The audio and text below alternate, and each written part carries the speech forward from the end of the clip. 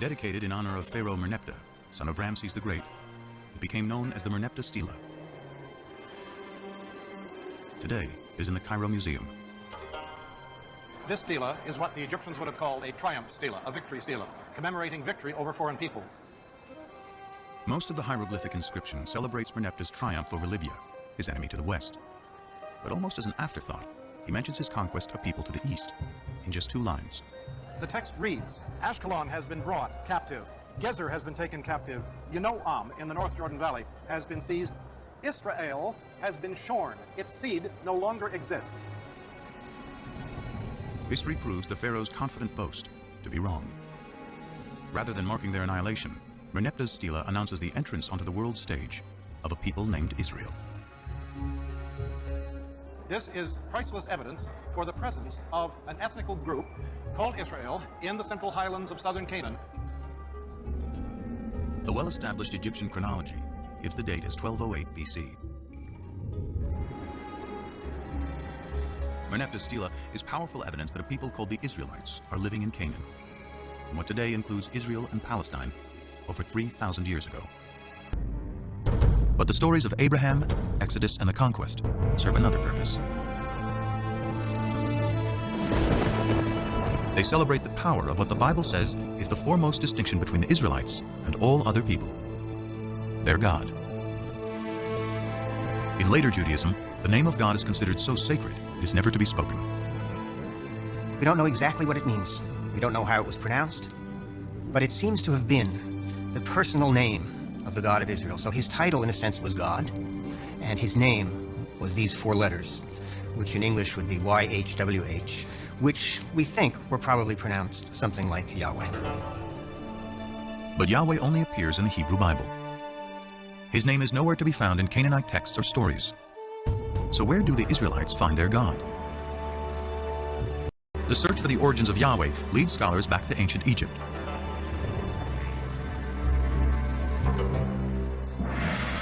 Here in the royal city of Karnak, for over 1,000 years, pharaohs celebrated their power with statues, obelisks, and carved murals on temple walls. Here on the north wall of the Karnak, we have scenes depicting the victories in battle of Seti I, the father of Ramses the Great. Seti here commemorates one of his greatest victories over the Shasu. The Shasu were a people who lived in the deserts of southern Canaan, now Jordan and northern Saudi Arabia, at around the same time as the Israelites emerged. Egyptian texts say one of the places where the Shasu lived is called YHW, probably pronounced Yahu, likely the name of their patron god. That name Yahu is strangely similar to Yahweh, the name of the Israelite God.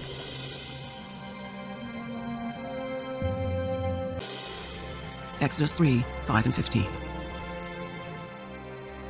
So we have in Egyptian sources something that appears to be a name like Yahweh in the vicinity of Midian. Here is Moses in Midian, and there a deity appears to him and reveals his name to Moses as Yahweh. These tantalizing connections are leading biblical scholars to re-examine the Exodus story. While there is no evidence to support a mass migration, some now believe that a small group did escape from Egypt. However, they were not Israelites, but rather Canaanite slaves. On their journey back to Canaan, they pass through Midian, where they are inspired by stories of the Shasu's god, Yahu. This was a message that was so powerful that it brought people together and gave them a new kind of identity. The identity of Israelites. They are a combination of disenfranchised Canaanites, runaway slaves from Egypt, and even nomads settling down. The Bible calls them a mixed multitude. According to the Hebrew Bible, early Israel was a motley crew, and we know that's the case now. But these people are bound together by a new vision, and I think the revolutionary spirit is probably there from the beginning. The chosen people may actually be people who chose to be free. Their story of escape, first told by word of mouth and poetry, helps forge a collective identity among the tribes. Later, when written down, it will become a central theme of the Bible. Exodus and divine deliverance. Deliverance by a God who comes from Midian, exactly where the Bible says. Adopted by the Israelites to represent their exodus from slavery to freedom. So is this the birth of monotheism? The common understanding of what differentiated the ancient Israelites from their neighbors was that their neighbors worshipped many different gods and goddesses, and the Israelites worshipped only the one true God. But that is not the case. This bull figurine, likely representing El, the chief god of the Canaanite deities, is one of thousands of idols discovered in Israelite sites. The Israelites frequently worshipped other gods. Now, maybe they weren't supposed to, but they did. So at least on a practical level, many, if not most, Israelites were not monotheists. The Bible's ideal of the Israelite worship of one God will have to wait. This is the Bible's explanation for the name Yahweh. There are certain important and unique features of this burning bush dialogue. First, God identifies himself to Moses as the God of Abraham, Isaac, and Jacob. He reveals to Moses a new name, Yahweh, so that Yahwism and the Yahweh cult can be said to begin only with Moses. Exodus 6, verses 2 to 4, very important passage. Exodus 6, verses 2 to 4. And here God says, I am Yahweh. I appeared to Abraham, Isaac, and Jacob as El Shaddai, but I did not make myself known to them by my name, Yahweh. וארא אל אברהם, אל יצחק ואל יעקב באל שדי, ושמי אדוני לא נודעתי להם. Now this contradicts the J source. And many scholars have suggested that P and E preserve a memory of a time when Israel worshipped the Canaanite god El. P and E wish to claim that the God who covenanted with the patriarchs is the God of the Exodus, but now with a new name. God is 6 times called El Shaddai. Other names are El Elyon, El Olam, El Roi, El Bethel. You can see the translations of these. The everlasting God, God Most High, a God of seeing, the God of the house of God, and so on. El is the name of the chief god in the Canaanite pantheon. It's an important set of texts that were discovered at a place called Ras Shamra. Ras Shamra was ancient Ugarit. In 1928, a peasant in Syria discovered a tomb at Ras Shamra, which was subsequently excavated by the French, and it was found to contain a library of tablets that were written in a language very, very close to Biblical Hebrew. It's clear that Hebrew is simply a Canaanite dialect. In fact, I remember reading one scholar said, if you go back far enough, you're really hard-pressed to tell the difference between Canaanite and Hebrew.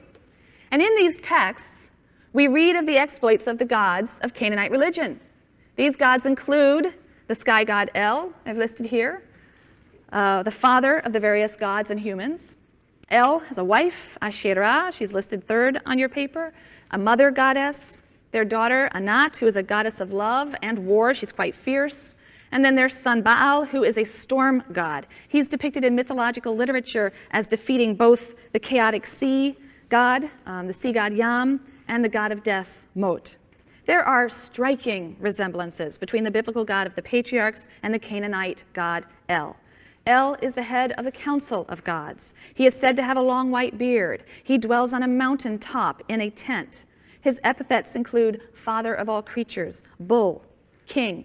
He's also described as the protector of patriarchs, patriarchal figures, a god of the father of the clan, it says in the text. He guides them, he protects them, he promises them descendants.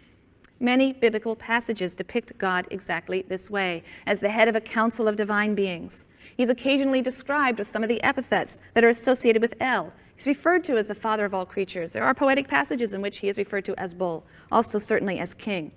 And in the patriarchal narratives, God refers to himself as the God of the Father. I am the God of the Father, the same way El is referred to. He guides and protects the patriarchs. He makes promises of progeny to Abraham and his heirs. He also is associated with a mountaintop, Sinai, and gives instructions for the building of a tabernacle, a tent-like structure in which he will dwell. Many personal and place names in the patriarchal narratives are compounds in which one element is El. Yisrael, Yishmael, Beth El. El is the God of the patriarchs. By contrast, after the time of Moses, Israelite names start to be formed using Yah or Yahu as part of the name Yahweh. Elijah in Hebrew is Eliyahu.